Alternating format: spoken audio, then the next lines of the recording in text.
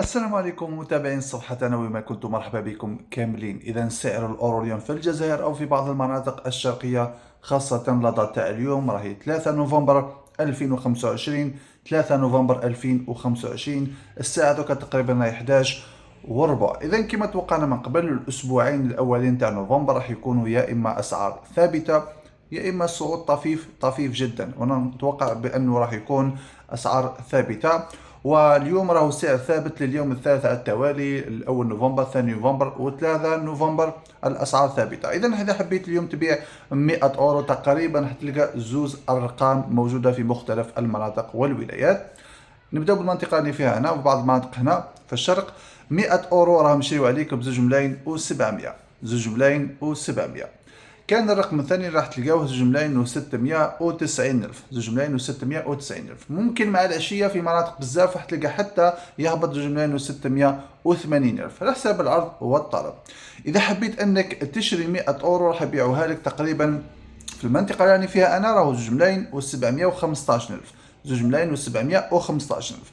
بالطبع راح تلقاو أرقام مثل 2,720 ألف، واحد تلقاو مثلا في العاصمه وغيرها 2,730 ألف، لانه في العاصمه شويه يبيعوا الاورو غالي شويه على الشرق. مثلا دركا الشرق راهو 2,715 في بعض المناطق وبعض الاشخاص يبيعوا فيها بهذا السعر.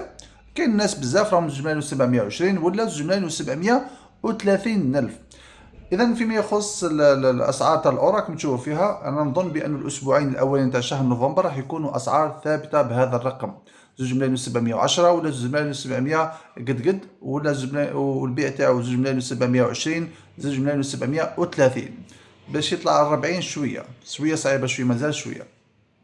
فيما يخص الدولار يا جماعه تقريبا راهو نقولوا كان الرقم تاعو معروف 100 دولار لحد الساعه راهو 2,300 ألف، 2,300 ألف. كاين بعض المناطق اللي مازالوا يبيعوا 2,290 ألف. كي تحب تشري 100 دولار يبيعوك تقريبا حوالي 2,340 ألف، كاين 2,350 ألف. كاين بعض المناطق تلقاه تواصل حتى 2,360 ألف.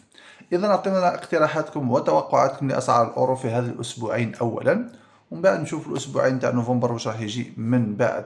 ما تنساو جينا متابعة وتعليق شباب، وآراءكم تهمنا بزاف. السلام عليكم.